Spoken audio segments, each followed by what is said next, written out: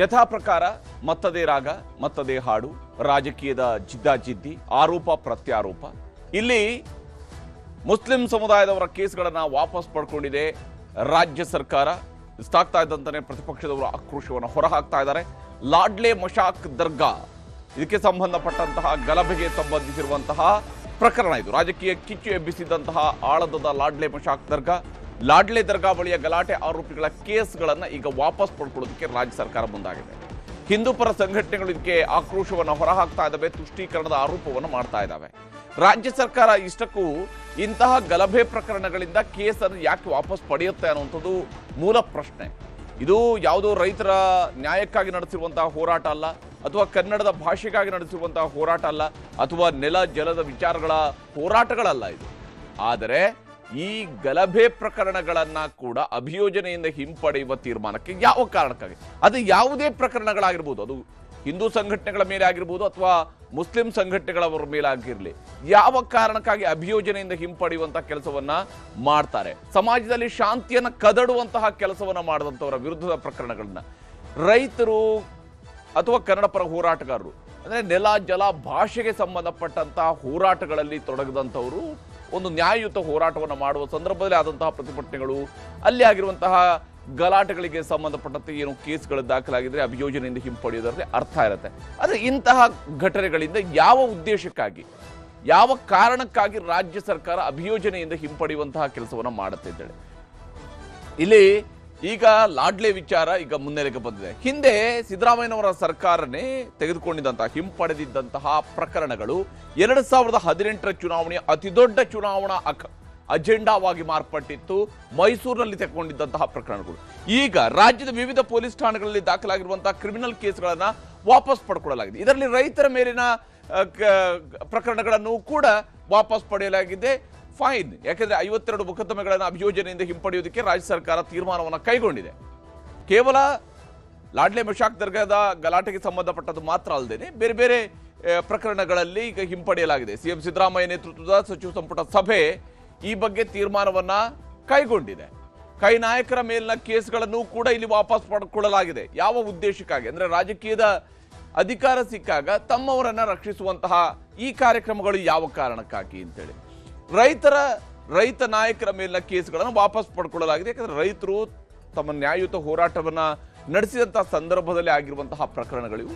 ರೈತ ನಾಯಕರ ಮೇಲಿನ ಕೇಸ್ಗಳನ್ನ ಅಥವಾ ಕನ್ನಡ ಪರ ಸಂಘಟನೆಗಳ ಮೇಲಿನ ಕೇಸ್ಗಳನ್ನ ವಾಪಸ್ ಪಡ್ಕೊಳ್ಳೋದ್ರಲ್ಲಿ ಅಥವಾ ಅದನ್ನು ಅಭಿಯೋಜನೆಯಿಂದ ಕೈ ಬಿಡೋದ್ರಲ್ಲಿ ಅರ್ಥ ಇದೆ.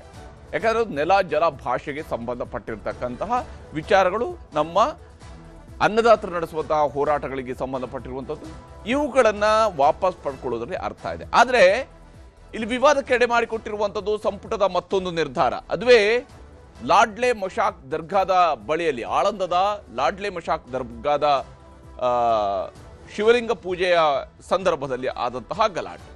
ಆಳಂದದ ಲಾಡ್ಲೆ ಮಶಾಕ್ ದರ್ಗಾ ಗಲಭೆಯ ಕ್ರಿಮಿನಲ್ ಕೇಸನ್ನು ಈಗ ವಾಪಸ್ ಪಡ್ಕೊಳ್ಳೋದಿಕ್ಕೆ, ಅದನ್ನು ಅಭಿಯೋಜನೆಯಿಂದ ಕೈ ಬಿಡೋದಿಕ್ಕೆ ರಾಜ್ಯ ಸರ್ಕಾರ ತೀರ್ಮಾನವನ್ನು ಕೈಗೊಂಡಿದೆ. ಲಾಡ್ಲೆ ಮಶಾಕ್ ದರ್ಗಾ ಪ್ರಕರಣಕ್ಕೆ ಸಂಬಂಧಿಸಿದ 8 ಕೇಸ್ಗಳನ್ನು ಕೂಡ ವಾಪಸ್ ಪಡೆಯುವಂಥದ್ದು ರಾಜ್ಯ ಸರ್ಕಾರದ ಉದ್ದೇಶ. ತನ್ನ ಅಧಿಕಾರವನ್ನು ಬಳಸಿಕೊಂಡು, ಕ್ಯಾಬಿನೆಟ್ಗೆ ಇರ್ತಕ್ಕಂತಹ ಪರಮಾಧಿಕಾರವನ್ನು ಬಳಸಿಕೊಂಡು ಈಗ ರಾಜ್ಯ ಸರ್ಕಾರ ಇಂಥದ್ದೊಂದು ತೀರ್ಮಾನಕ್ಕೆ ಬಂದಿದೆ. ಈಕೆ ಯಾವಾಗ ಇಂಥ ತೀರ್ಮಾನವನ್ನು ಸರ್ಕಾರ ತೆಗೆದುಕೊಳ್ಳುತ್ತೋ ಸಹಜವಾಗಿಯೇ ಇಲ್ಲಿ ಇರುವಂಥದ್ದು ಆರೋಪ ಪ್ರತ್ಯಾರೋಪಗಳ ಸರದಿ. ಆಡಳಿತ ಪಕ್ಷ ವರ್ಸಸ್ ಪ್ರತಿಪಕ್ಷ, ಅದರಲ್ಲಿ ವಿಶೇಷವಾಗಿ ಯಾವಾಗ ಹಿಂದೂ ಮುಸ್ಲಿಂ ಅನ್ನುವಂಥ ವಿಚಾರ ಬಂತು, ಅದು Congress versus BJP, Congress versus Hindu ಪರ ಸಂಘಟನೆಗಳ ಹೋರಾಟವಾಗಿ ಮಾರ್ಪಡುತ್ತೆ. ಈಗಾಗಲೇ ಈ ನಿರ್ಧಾರದ ಬಗ್ಗೆ, ಕ್ಯಾಬಿನೆಟ್ನಲ್ಲಿ ತೆಗೆದುಕೊಂಡಂತಹ ನಿರ್ಧಾರದ ಬಗ್ಗೆ ಸಂಪುಟ ವ್ಯವಹಾರಗಳ ಸಚಿವರಾಗಿರುವಂತಹ ಎಚ್.ಕೆ. ಪಾಟೀಲ್ರು ಹೇಳಿರುವಂತಹ ಮಾತುಗಳನ್ನು ತೋರಿಸ್ತಾರೆ. ರಾಜ್ಯದ ವಿವಿಧ ಪೊಲೀಸ್ ಠಾಣೆಗಳಲ್ಲಿ ದಾಖಲಾಗಿರುವ 52 ಕ್ರಿಮಿನಲ್ ಮೊಕದ್ದಮೆಗಳನ್ನು ಅಭಿಯೋಜನೆಯಿಂದ ಹಿಂಪಡೆಯೋದಕ್ಕೆ ರಾಜ್ಯ ಸಚಿವ ಸಂಪುಟ ಒಪ್ಪಿಗೆ ನೀಡಿತು. ಹೀಗೆ ಸಂಸದೀಯ ವ್ಯವಹಾರಗಳ ಸಚಿವರು ಈ ಮಾತುಗಳನ್ನು ಹೇಳ್ತಾ ಇದ್ದಾರೆ. ಆದರೆ ಇಲ್ಲಿ ಇರುವಂಥದ್ದು ಕಲಬುರಗಿ ಜಿಲ್ಲೆ ಆಳಂದದ ಲಾಡ್ಲೆ ಮಶಾಕ್ ದರ್ಗಾದಲ್ಲಿ ಪೂಜೆ ಮಾಡೋದಕ್ಕೆ ಹಿಂದೂ ಪರ ಸಂಘಟನೆಗಳವರು ಹೋಗಿದ್ರು. ಅದಾದ ನಂತರದ ವರ್ಷಗಳಲ್ಲಿ ಶಾಂತಿಯುತವಾಗಿ ಕೋರ್ಟ್ನ ಆರ್ಡರ್ನ ಆಧಾರದಲ್ಲಿ ಶಾಂತಿಯುತವಾಗಿ ಅಲ್ಲಿ ಪೂಜೆ ಕಾರ್ಯಕ್ರಮಗಳು ನೆರವೇರ್ತಾ ಇದ್ದಾವೆ. ಆದರೆ ಮೊದಲ ವರ್ಷ ಇದು 2022ರಲ್ಲಿ ನಡೆದಿರುವಂಥದ್ದು. ಲಾಡ್ಲೆ ಮಶಾಕ್ ದರ್ಗಾದಲ್ಲಿರುವಂತಹ ರಾಘವ ಚೈತನ್ಯ ಶಿವಲಿಂಗ, ಲಾಡ್ಲೆ ಮಶಾಕ್ ದರ್ಗಾದ ಒಳಗಡೆ ಇರತಕ್ಕಂತಹ ಈ ಒಂದು ಶಿವಲಿಂಗ, ಈ ಶಿವಲಿಂಗಕ್ಕೆ ಅಪಮಾನ ಮಾಡಿದ್ದಾರೆ ಎನ್ನುವ ಆರೋಪದ ಅಡಿಯಲ್ಲಿ ಹೋರಾಟವನ್ನ ಕೈಗೆತ್ತಿಕೊಂಡಿತ್ತು ಹಿಂದೂ ಪರ ಸಂಘಟನೆಗಳವರು. ಶಿವಲಿಂಗ ಶುದ್ಧೀಕರಣ ಮಾಡೋದಕ್ಕೆ ಹಿಂದೂ ಪರ ಸಂಘಟನೆಗಳವರು ಮುಂದಾಗಿದ್ರು. ಈ ದರ್ಗಾದ ಆವರಣದಲ್ಲಿ 2022 ಮಾರ್ಚ್ 1ರಂದು ಶಿವಲಿಂಗ ಪೂಜೆಗೆ ಹಿಂದೂಗಳು ಮುಂದಾಗ್ತಾರೆ. ಅವತ್ತು ಹಿಂದೂ ಸಂಘಟನೆಗಳ ನಾಯಕರುಗಳು ಈ ಲಾಡ್ಲೆ ಮಶಾಕ್ ದರ್ಗಾಕ್ಕೆ ಹೋಗ್ತಾರೆ. ನಿಷೇಧಾಜ್ಞೆ ಮಧ್ಯೆಯೂ ಕೂಡ ಪ್ರಮೋದ್ ಮುತಾಲಿಕ್, ಚೈತ್ರಾ ಕುಂದಾಪುರ, ಸಿದ್ಧಲಿಂಗ ಸ್ವಾಮೀಜಿ ಇವರೆಲ್ಲರೂ ಕೂಡ ಪ್ರತಿಭಟನೆಯನ್ನು ನಡೆಸ್ತಾರೆ. ಆ ಸಂದರ್ಭದಲ್ಲಿನೇ ಪೂಜೆಗೆ ತೆರಳುತ್ತಾ ಇದ್ದಾಗ ಮುಸ್ಲಿಂ ಯುವಕರು ಕಲ್ಲ ತೂರಾಟವನ್ನು ಮಾಡ್ತಾರೆ. ಅಲ್ಲಿ ದೊಡ್ಡ ಗಲಭೆ ನಡೆಯುತ್ತೆ. ಸರ್ಕಾರಿ ವಾಹನಗಳ ಮೇಲೂ ಕೂಡ ಕಲ್ಲು ತೂರಾಟವನ್ನು ನಡೆಸಿರ್ತಾರೆ ಕಿಡಿಗೇಡಿಗಳು.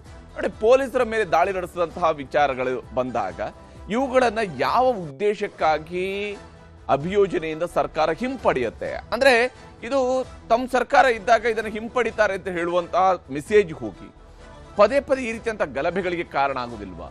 ಈ ತಪ್ಪಿತಸ್ಥರಿಗೆ ಶಿಕ್ಷೆ ಗುರಿಪಡಿಸಬೇಕಾದನ್ನ ಬಿಟ್ಟು ಈ ರೀತಿಯಾಗಿ ಇದರಲ್ಲಿ ರಾಜಕೀಯ ಮಾಡಬೇಕಾದ ಉದ್ದೇಶ ಏನು? ಸುಭಾಷ್ ಗುತ್ತೇದಾರ್, ಭಗವಂತ್ ಖೂಬಾ ಮೇಲೂ ಕೂಡ ಅವತ್ತು ಕಲ್ಲು ತೂರಾಟ ನಡೆದಿತ್ತು.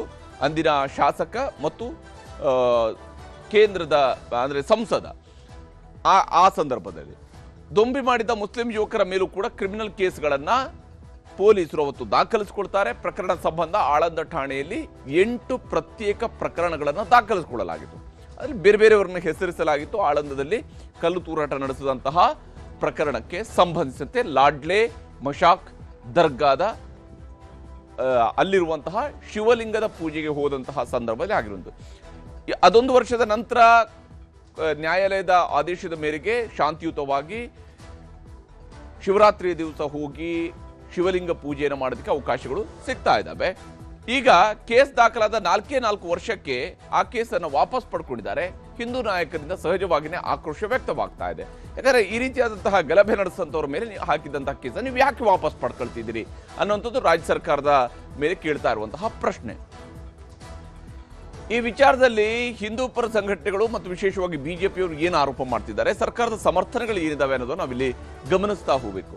ವಿಶೇಷವಾಗಿ ಈ ಪ್ರಕರಣಕ್ಕೆ ಸಂಬಂಧಿಸಿದಂತೆ ಮುಸಲ್ಮಾನರ ಮೇಲಿನ ಕೇಸ್ಗಳನ್ನು ವಾಪಸ್ ಪಡ್ಕೊಳ್ತಿದ್ದಾರೆ ಅಂತ ಹೇಳಿ ಬಿಜೆಪಿಯವರು ಮತ್ತು ಹಿಂದೂ ಪರ ಸಂಘಟನೆಗಳವರು ಹೇಳ್ತಾ ಇದ್ದಾರೆ. ಆದರೆ ಸರ್ಕಾರ ಇದನ್ನು ಸಮರ್ಥಿಸಿಕೊಳ್ತಿದ್ದಾರೆ. ಕಾನೂನಿನಂತೆ ಇದು ಕ್ರಮ ಆಗ್ತಾ ಇದೆ ಹೊರತು ಬೇರೆನೇನೂ ಇಲ್ಲ, ಯಾರ ಓಲೈಕೆಯೂ ಅಲ್ಲ ಅಂತೇಳಿ ಸರ್ಕಾರ ಹೇಳ್ತಾ ಇದೆ.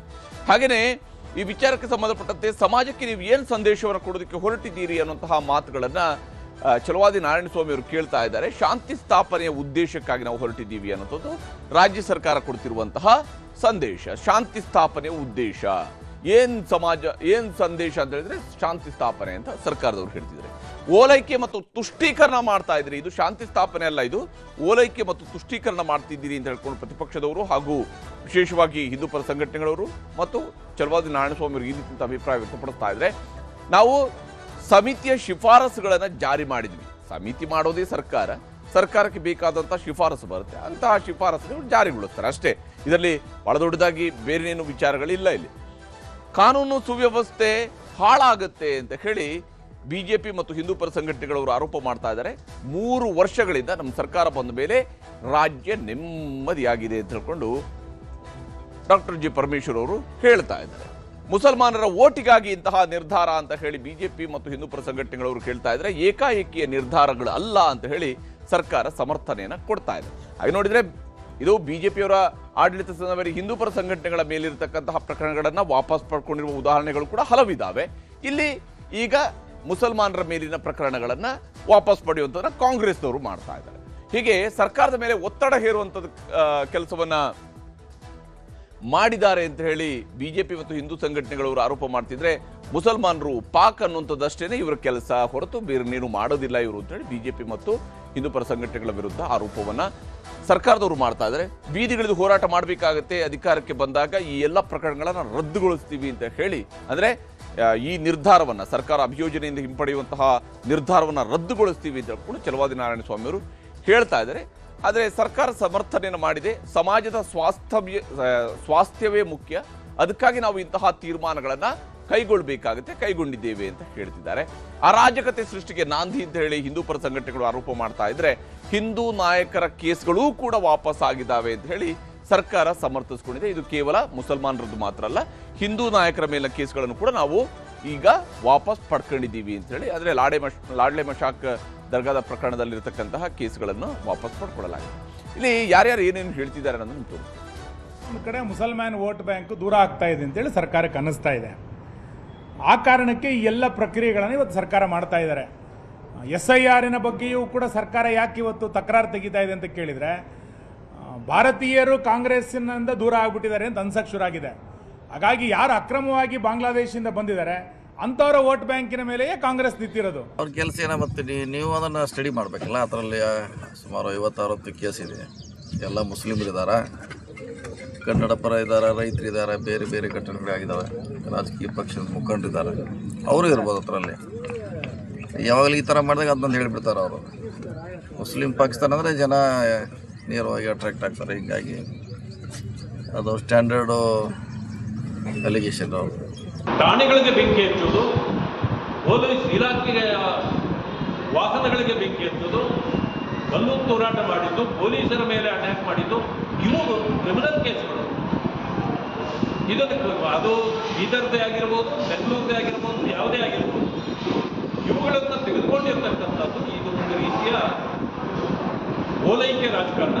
ಈ ದುಂಡಾವರ್ತಿ ನಡೆಯನ್ನ ತಕ್ಷಣ ಅವರು ಕೈ ಬಿಡಬೇಕು. ಈ ಕೇಸ್ಗಳನ್ನು ಯಾವುದೇ ಕಾರಣಕ್ಕೂ ವಾಪಸ್ ತೆಗೆದುಕೊಳ್ಬಾರ್ದು ಅಂತೇಳಿ ನಾನು ಮನವಿ ಮಾಡ್ತೇನೆ. ಒಂದು ಸಮಯ ಇದು ಮಾಡಿದಾಗ ನಾವು ಹೋರಾಟವೂ ಮಾಡ್ತೇವೆ. ಮುಂದಿನ ದಿನಗಳಲ್ಲಿ ಈ ಕೇಸ್ಗಳನ್ನು ನಮ್ಮ ಸರ್ಕಾರ ಬಂದ ಮೇಲೆ ಇವುಗಳನ್ನು ಮತ್ತೆ ಎತ್ಕೊಳ್ಬೇಕಾಗತ್ತೆ ಅಂತಕ್ಕಂಥ ಎಚ್ಚರಿಕೆಯನ್ನು ಅವರಿಗೆ ಕೊಡಲಿಕ್ಕೆ ಬಯಸ್ತೇನೆ. ಕನ್ನಡ ಪರ ಸಂಘಟನೆಗಳು, ರೈತ ಸಂಘಟನೆಗಳು ಇವೆಲ್ಲವೂ ಕೂಡ ಅನೇಕ ವರ್ಷಗಳಿಂದ ಅವ್ರ ಮೇಲೆ ಕೇಸ್ಗಳಿದ್ದದ್ದನ್ನು ರೆಪ್ರೆಸೆಂಟೇಷನ್ ಮಾಡ್ತಲೇ ಇದ್ದರು. ಅದನ್ನು ಸರ್ಕಾರ ಕ್ಯಾಬಿನೆಟ್ ಸಬ್ ಕಮಿಟಿಗೆ ರೆಫರ್ ಮಾಡಿತ್ತು. ಸಬ್ ಕಮಿಟಿಯಲ್ಲಿ ಪ್ರತಿಯೊಂದು ಕೇಸನ್ನು ಕೂಡ ಇಂಡಿವಿಜುವಲ್ ಆಗಿ ಚರ್ಚೆ ಮಾಡಿ ಇದು ವಾಪಸ್ ತಗೊಳ್ಬೋದು, ಕಾನೂನಾತ್ಮಕವಾಗಿ ಇದಕ್ಕೆ ವಾಪಸ್ ತಗೊಳ್ಳೋಕೆ ಅವಕಾಶ ಇದೆ ಅಂತ ಹೇಳಿ ಅದನ್ನು ಕ್ಯಾಬಿನೆಟ್ ಸಬ್ ಕಮಿಟಿ ತೀರ್ಮಾನ ಮಾಡಿತ್ತು. ನೋಡಿ, ಈಗ ಸಿದ್ದರಾಮಯ್ಯನವರು ಒಂದು ಅತಿರೇಕದ ಪರಿಣಾಮ. ಇವರು ಸಿದ್ದರಾಮಯ್ಯನವ್ರದ್ದು ಅತಿ ಆಯಿತು ನೋಡಿ. ಎಷ್ಟೋ ಹಿಂದೂ ಕಾರ್ಯಕರ್ತರಿಗೂ ಗೋ ರಕ್ಷಣೆ ಸಲುವಾಗಿ ಅವ್ರದ್ದು ಹತ್ಯೆಗಳಾಗ್ಯಾವ ಮತ್ತು ಎಷ್ಟೋ ಸಲ ಅವ್ರ ಮ್ಯಾಗೂ ದಾಖಲೆಗಳಾಗ್ಯಾವ. ಅವ್ರೂ ಸಹ ನೀನು ಜಾತ್ಯತೀತ ಇತ್ತಂದ್ರೆ ಎಲ್ಲರನ್ನೂ ನೋಡ್ಬೇಕಲ್ಲ. ಒಂದೇ ವರ್ಗದ ಕೆಲವೊಂದು ಕಲ್ಲು ಯಾರು ನಮ್ಮ ಕೇಂದ್ರ ಸಚಿವರ ಕಾರಿನ ಮೇಲೆ ಕಲ್ಲು ಹೋಗೋದಂಥದ್ದು, ಗುಂಡಾಗಿರಿ ಮಾಡೋದು. ಇವತ್ತು KGಹಳ್ಳಿ DGಹಳ್ಳಿಯಲ್ಲಿ ಪೊಲೀಸ್ ಸ್ಟೇಷನ್ಗೆ ಬೆಂಕಿ ಹಚ್ಚೋದವರು, ಹುಬ್ಬಳ್ಳಿಯಲ್ಲಿ ಪೊಲೀಸ್ ಸ್ಟೇಷನ್ ಬೆಂಕಿ ಹಚ್ಚೋದು, ಇಂಥವ್ರನ್ನೆಲ್ಲ ನೀವು ಬಿಟ್ಕೊತ ಹೋದರೆ ಕರ್ನಾಟಕದಲ್ಲಿ ಅರಾಜಕತೆ ಆಗ್ತದೆ. ಮುಂದೆ 2028ಕ್ಕೆ ನಿಮ್ಮನ್ನ ಕಾಂಗ್ರೆಸ್ನ ಬುಡ ಸಹಿತ ಜನ ಕಿತ್ತುಗಿತಾರೆ. ಕೇಸ್ಗಳು ಯಾರೇ ಇದ್ರೂ ಅವ್ರ ಮೇಲೆ ಕಾನೂನು ಕ್ರಮ ಆಗೇ ಆಗುತ್ತೆ. ದೊಣ್ಣೆ ತಲವಾರು ಇಟ್ಕೊಂಡ್ರೇನೂ ಆಯಿತು, ಪ್ರಚೋದನಕಾರಿ ಭಾಷಣ ಮಾಡಿದ್ರೇನೂ ಆಯಿತು. ಆದ್ದರಿಂದ ಈ ಕರ್ನಾಟಕ ರಾಜ್ಯ 3 ವರ್ಷದಲ್ಲಿ ಸರ್ವ ಜನಾಂಗದ ಶಾಂತಿಯ ತೋಟ ಅಂಥೇಳಿ ನೆಲೆಸಿದರೆ ನಾವೆಲ್ಲರೂ ಸಹ ಹೆಮ್ಮೆ ಬೀಳಬೇಕಾಗಿರ್ತಕ್ಕಂಥದ್ದು. ಒಂದೇ ರೀತಿಯ ಅಶಾಂತಿ ಆಗಲಿ, ಕೋಮು ಗಲಭೆಗಳಾಗಲಿ, ಪ್ರಚೋದನಕಾರಿ ಹೇಳಿಕೆಗಳಾಗಲಿ ಎಲ್ಲವೂ ಸಹ ನಿಯಂತ್ರಣ ಮಾಡಿರೋದಕ್ಕೆ ಸರ್ಕಾರ ಏನು ಮಾಡಿದೆಯೋ ಬಿಟ್ಟಿದೆಯೋ 3 ವರ್ಷದಲ್ಲಿ, ಇದಕ್ಕೆ ಮಾತ್ರ ನಾವು ಸಂಪೂರ್ಣವಾಗಿ 100ಕ್ಕೆ 100 ಅಂಕಗಳನ್ನ ಕೊಡಬೇಕಾಗತ್ತೆ. ಹೀಗೆ ಅವರವರ ಮೂಗಿನ ನೇರದ ಅನಾಲಿಸಿಸ್ ಅನ್ನು ಮಾಡ್ತಾ ಇದ್ದಾರೆ. ಇಲ್ಲಿ ಆರೋಪ ಪ್ರತ್ಯಾರೋಪಗಳಿದ್ದಾವೆ. ಅದೇ ಇರುವಂಥದ್ದು, ಇದು ಯಾವುದೇ ಸಂಘಟನೆಗಳೇ ಆಗಿರಲಿ, ಅಶಾಂತಿಯನ್ನು ಸೃಷ್ಟಿಸಿರುವಂತಹ ಪ್ರಕರಣಗಳಲ್ಲಿ, ಗಲಭೆ ಎಬ್ಬಿಸಿದಂತಹ ಪ್ರಕರಣದಲ್ಲಿ, ಕಲ್ಲು ತೂರಾಟ ನಡೆಸುವಂತಹ ಪ್ರಕರಣದಲ್ಲಿ ಯಾವ ಉದ್ದೇಶಕ್ಕೆ ಬೇಕಾಗಿ ಆ ಪ್ರಕರಣಗಳನ್ನು ವಾಪಸ್ ಪಡಿಬೇಕು. ನಿಜಕ್ಕೂ ರೈತ ಸಂಘಟನೆಗಳವರು, ಕನ್ನಡ ಪರ ಸಂಘಟನೆಗಳವರು ನಡೆಸಿರುವಂಥ ಹೋರಾಟಗಳಲ್ಲಿ ವಾಪಸ್ ಪಡೆಯುವಂಥಲ್ಲಿ ಅರ್ಥ ಇರುತ್ತೆ. ಅದು ಈ ವಿಚಾರಗಳು ಯಾವ ಕಾರಣಕ್ಕಾಗಿ ಅನ್ನುವಂಥದ್ದು ರಾಜಕೀಯವಾಗಿರುವಂಥ ಪ್ರಶ್ನೆ. ಇದು ಬಿಜೆಪಿಯವರು ಕೂಡ, ಬಿಜೆಪಿಯವರು ಈಗ ಮುಸಲ್ಮಾನರ ಮೇಲಿನ ಪ್ರಕರಣ ತೆಗೆದುಕೊಂಡಾಗ ಮಾತ್ರ ವಾಪಸ್ ಪಡ್ಕೊಂಡಾಗ ಅವರು ಗಲಾಟೆ ಮಾಡ್ತಾರೆ, ಅವರು ಅದಕ್ಕೆ ಬೊಬ್ಬೆ ಹೊಡಿತಾರೆ. ಹಾಗೆಯೇ ಬಿಜೆಪಿಯವರು ಯಾವಾಗ ಕೇವಲ ಹಿಂದೂ ಸಂಘಟನೆಗಳ ಮೇಲಿನ ಪ್ರಕರಣ ಮಾತ್ರ ವಾಪಸ್ ಪಡ್ಕೊಂಡಾಗ ಕಾಂಗ್ರೆಸ್ನವರು ಕೂಡ ಅದಕ್ಕೆ ಬೊಬ್ಬೆ ಹೊಡಿತಾರೆ. ಅದು ಈ ರೀತಿಯಂತ ಬೊಬ್ಬೆ ಹೊಡೆಯುವಂಥ ಕಾರ್ಯಕ್ರಮದ ಮೂಲಕವಾಗಿ ಇವರು ಸಾಧಿಸ್ತಾ ಇರೋದು ಏನಂತಂದರೆ ತಮಗೆ ಬೇಕಾದವ್ರನ್ನ ರಕ್ಷಿಸುವಂತಹ ಕೆಲಸ ಅಷ್ಟೇ ಹೊರತು ಬೇರೇನೇನೂ ಅಲ್ಲ.